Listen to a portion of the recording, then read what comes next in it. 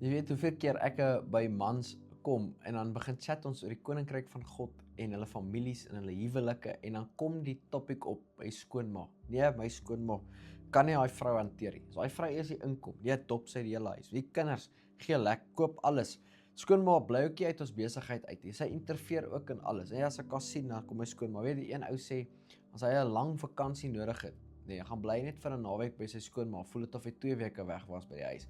So baie ouens vandag wil niks met hulle skoonouers te doen nie. Hulle wil nie, stel nie belang nie. Vroumense, nee. My skoonma praat net, dan spring my man. Wat moet ek maak? My skoonma het so hou vas op my man. Wat moet ek doen? En ek wil vandag vir jou sê, gee jou skoonma vir Jesus. Wat Jesus kan baie meer goeders met haar doen as wat jy met haar kan doen. Ek wil vir jou 'n stuk lees, Matteus 14, hoor gege in Engels. Sê hy, when Jesus had come into Peter's house. So Jesus kom in Petrus se huis in.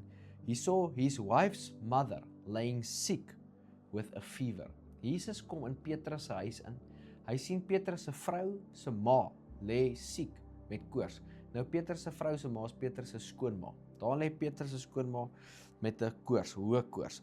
En dan sê hy vers 15, so he touched her hand and the fever left her and she arose and served him.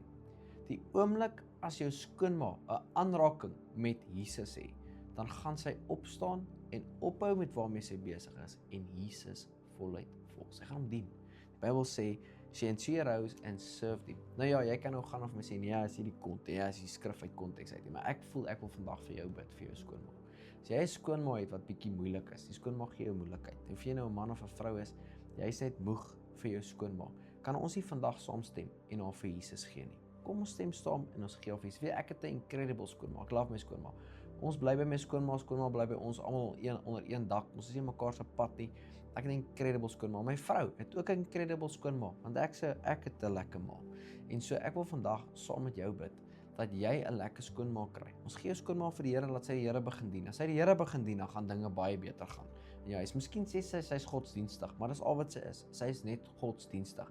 Jy weet Markus 7:13 sê dat godsdienst en tradisie die woord van God kragteloos in jou lewe los. En baie mense is godsdienstig. Hulle gaan kerk toe. Nee, lewe jy vir Jesus? Is jy lief vir God met jou hele hart, siel, liggaam, krag, verstand? En is jy lief vir jou naaste? En ag jy die mense om jou hoër as jouself?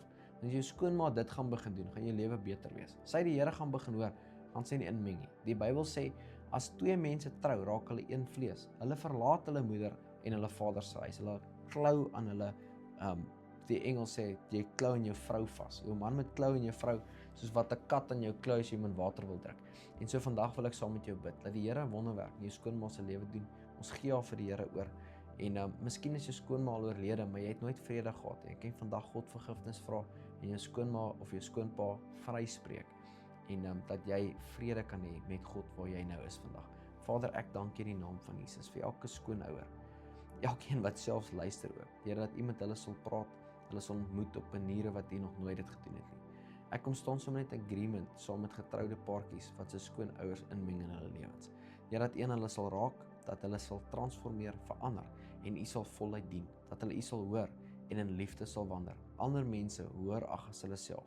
En liefde en respek sal wees, soos wat hulle graag wil hê mense hulle moet hanteer. Ek dank U Jesus vir elke persoon vandag, selfs as haar skoonma daar buitekant is wat vandag siek is, dat U sal gaan en aan haar sal raak, soos wat Jesus aan Petrus se skoonma gevat het en sy onmiddellik opgestaan het en totaal en al genees is. Elke skoonouer wat siek is vandag, in die naam van Jesus, ons verklaar ook genesing oor hulle. In Jesus se naam, dankie dat U so 'n plan met hulle lewe het, dat U hulle so diep liefhet en dat U so duur prys vir hulle betaal het. In Jesus se naam. Amen.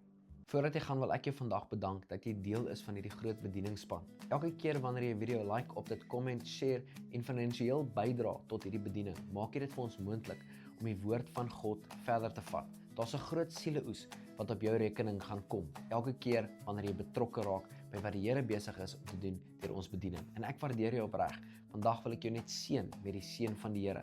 Mag jou pad gelyk wees vorentoe, gesondheid by jou wees, goedheid en guns jy net al die dae van jou lewe volg. Mag vandag die beste dag van jou lewe wees. Die Here seën.